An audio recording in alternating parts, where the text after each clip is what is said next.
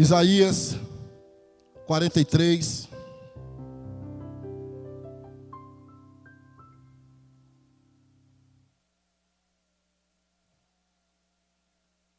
Quem encontrou, diga amém. Vamos ler juntos? Até o versículo 3. Mas agora, juntos, assim diz o Senhor, que te criou, ó Jacó, e que te formou, ó Israel. Não temas, porque eu te remi. Chamei-te pelo teu nome, tu és meu. Quando passares pelas águas, eu serei contigo. Quando pelos rios, eles não te submergirão. Quando passares pelo fogo, não te queimarás, nem a chama arderá em ti. Porque eu sou o Senhor teu Deus, o Santo de Israel, o teu Salvador. Dei o Egito por teu resgate, e a Etiópia e Sebá por ti. 10:20. Muito bem. Vamos ver o que a gente pode fazer aqui. Vamos orar? Nosso Deus e nosso Pai, queremos te agradecer por essa manhã tão maravilhosa, onde o Senhor nos dá o privilégio de juntos cultuarmos o teu nome, de participarmos, Senhor, desta vida da igreja, que é tão importante para nós. Às vezes, a rotina quer fazer a gente pensar que é apenas mais um domingo, que é algo corriqueiro. Mas não é assim, Senhor. Participar da tua igreja, viver as realidades culticas, de fato, Senhor, são bênçãos especialíssimas para nós. São situações fundamentais para a nossa fé em Cristo Jesus. Diante de um mundo tão hostil, diante de um mundo que não te reverencia, que não te reconhece, nós temos o privilégio de nos prostrarmos na tua presença, Senhor, e de vivermos esses momentos tão graciosos como nesta manhã, celebrando 27 anos do ministério da nossa igreja, batizando irmãos, recebendo irmãos, louvando o teu nome com cânticos e hinos. E agora, Senhor, temos a oportunidade de ouvir a tua palavra. Eu não tenho nenhuma mensagem para entregar à tua igreja, Senhor, porque a mensagem não é do mensageiro, a mensagem é do Senhor. Que o Senhor me use com poder e graça. Tu sabes as minhas limitações, tu sabes, Senhor amado, as minhas deficiências, mas eu me coloco nas tuas mãos pedindo poder no Espírito Santo, Pai, e graça do Senhor Jesus, para pregar a tua palavra, de maneira que ela seja pregada com clareza, com poder, e que o teu povo seja pela tua palavra instruído, edificado, consolado, confortado, e sobretudo o teu nome seja glorificado. Toma-nos todos em tuas mãos e faz em nós a tua vontade, em nome do Senhor Jesus Cristo. Amém. Nós não podemos negar, irmãos, que o medo é de fato e de verdade um sentimento universal, mas não só universal, o medo também é um sentimento absolutamente democrático. Ele não respeita camada social, ele não respeita a camada econômica, ele não respeita faixa etária. Todos, de alguma forma, são alcançados por esse sentimento chamado medo. O medo está presente em todas as esferas. Às vezes, medo de casar. Às vezes, medo de ficar solteira. Às vezes, medo de escuro. Às vezes, medo da luz, do claro. Medo de lugar aberto, descampado. Às vezes, claustrofobia, medo de lugar fechado. Às vezes, medo de envelhecer. Às vezes, o medo a respeito do que será do meu filho, da minha filha. De certa forma, o medo, ele sempre está marcando terreno na nossa vida. Mas a questão não é que tipo de circunstância nos impõe o medo, porque, de fato, é muito comum nós termos medo daquilo que nós não administramos. Nós temos medo de circunstâncias que aparecem na nossa vida. Mas a questão é, como prevalecer contra o medo? Como vencer o medo? Você tem medo de quê? O que é que rouba a sua paz? O que é que tira o seu sono? Do que é que você tem medo. Eu acredito que muitos aqui sabem que uma das promessas mais repetidas na Escritura Sagrada é: não tenha medo, não temas. Há quem diga, eu não posso conferir isso, eu não conferi isso, que existem 365 vezes essa palavra na Escritura Sagrada. E há quem diga que isso se refere para cada dia que você amanhecer do ano, você ter a certeza de que você não precisa ter medo. E é nesse contexto onde o povo de Deus estava com medo no cativeiro. Se você vê o versículo 24 do capítulo 42, é na mesma página do que você abriu no 43, diz assim: quem entregou Jacó por despojo e Israel aos roubadores? Acaso não foi o Senhor aquele contra quem pecaram e nos caminhos do qual não queriam andar, não dando ouvidos à sua lei? Então o povo está no cativeiro, o povo está sofrendo, o povo está com medo. Mas em Isaías 43, o profeta vem tratar desse assunto na prática. E ele começa dizendo assim: mas agora, assim diz o Senhor que te criou e que te formou, que te remiu, que chamou pelo nome. Não tenhas medo, não tenhas medo. Quando passares pelas águas, eu serei contigo. Quando passares pelo fogo, a chama não arderá em ti. Quando passarem pelos rios, eles não te submergirão, porque eu sou o Senhor teu Deus, o Santo de Israel, o teu Salvador. Visto que foste precioso aos meus olhos, digno de honra, eu te amei. Não tenha medo.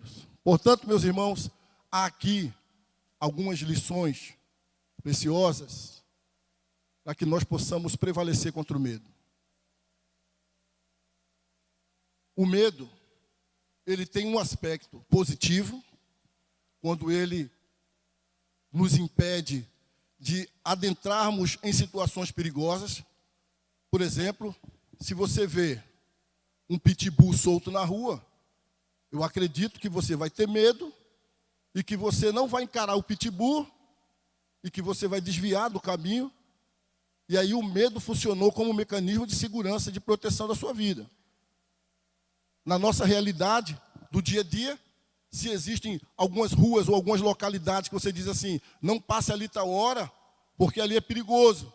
Então você, por uma medida de segurança, não vai passar. Mas o medo também tem um aspecto negativo. Aquele medo paralisador. Aquele medo que assombra, que assola, que toma conta da vida da pessoa e ela não consegue fazer absolutamente nada, ela não consegue enxergar absolutamente nada de positivo. E ela fica travada com esse medo no aspecto positivo. E esse texto eu quero compartilhar com você de uma maneira muito breve, para a gente não perder muito o nosso tempo da escola dominical. Ele traz algumas lições para que nós possamos prevalecer contra o medo.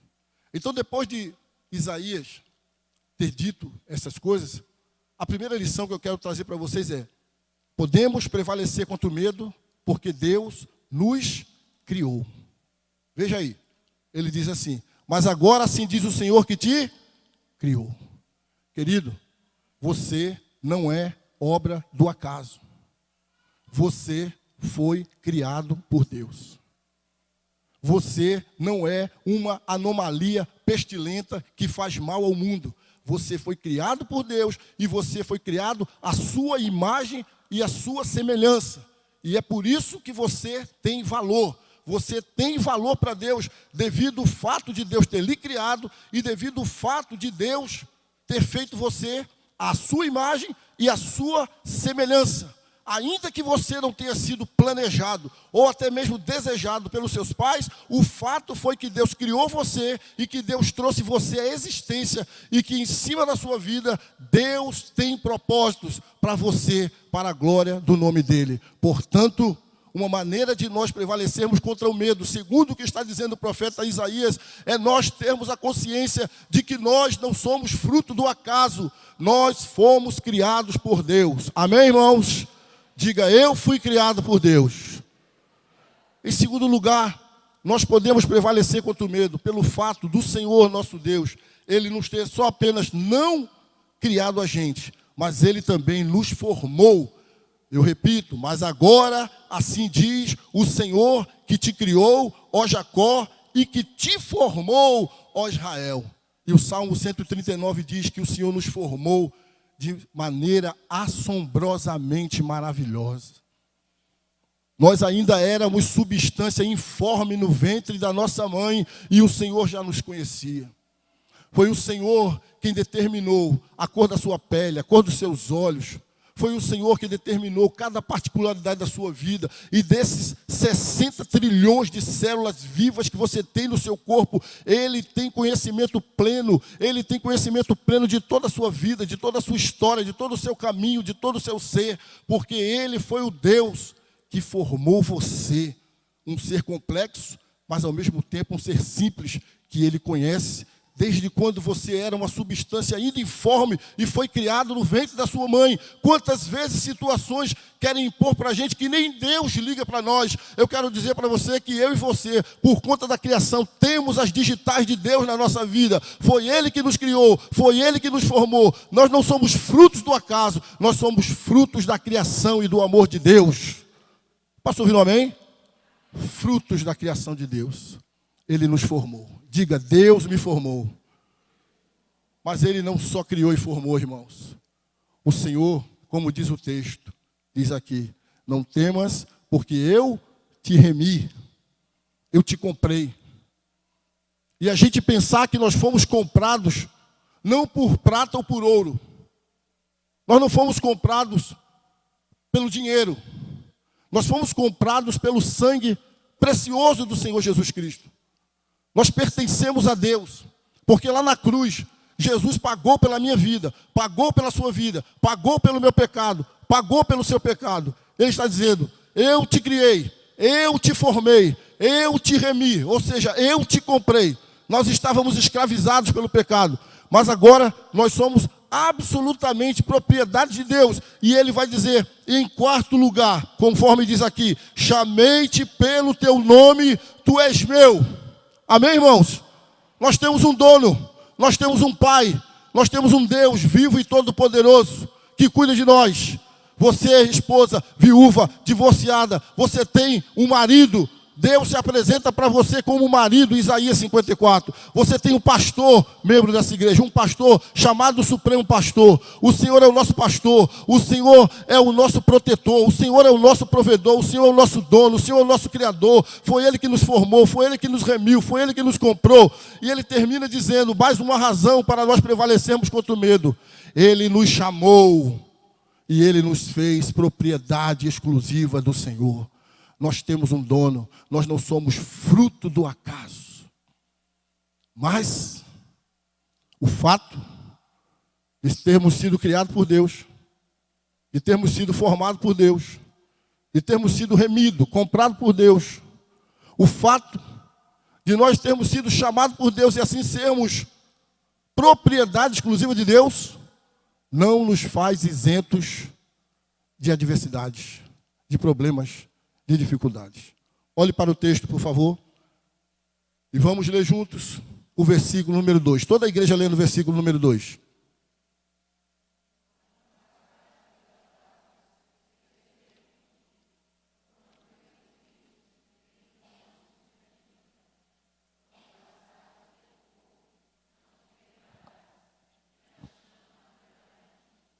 O texto não diz se passares.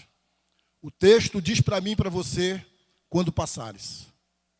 Nós passaremos pelas águas turbulentas, pelos mares revoltos, pelas fornalhas da vida. E é muito provável que no meio de centenas de pessoas que aqui tem nessa manhã, alguns estejam dentro da fornalha. alguns estejam dentro do olho do furacão, alguns estejam dentro do mar revolto, alguns estejam enfrentando a má notícia da enfermidade, a má notícia do desemprego, a má notícia da crise familiar, a má notícia de uma depressão, a má notícia de crises existenciais naturais. É muito provável que no meio dessas dezenas de pessoas estejam aqui pessoas que estão de fato e de verdade lidando com a realidade do sofrimento. E o fato de sermos criados, formados por Deus, remidos, chamados pelo seu nome, não nos faz isentos de tribulações, de adversidades. Mas a despeito de tudo isso, porque o Senhor é o nosso Senhor, nós podemos viver sem temer o mal. Amém, irmãos? Não porque somos gigantes, não porque temos muita fé, não porque problemas não existem, mas porque o Senhor está do nosso lado. Mas porque o Senhor, Deus, é refúgio e fortaleza, socorro bem presente na hora da angústia. Mas porque o Senhor é abrigo no temporal, nós podemos prevalecer contra o medo. E ainda, pela realidade da promessa de Deus em Mateus capítulo 28, quando diz: estarei convosco todos os dias, até a consumação dos séculos. É a presença contínua de Deus na nossa vida.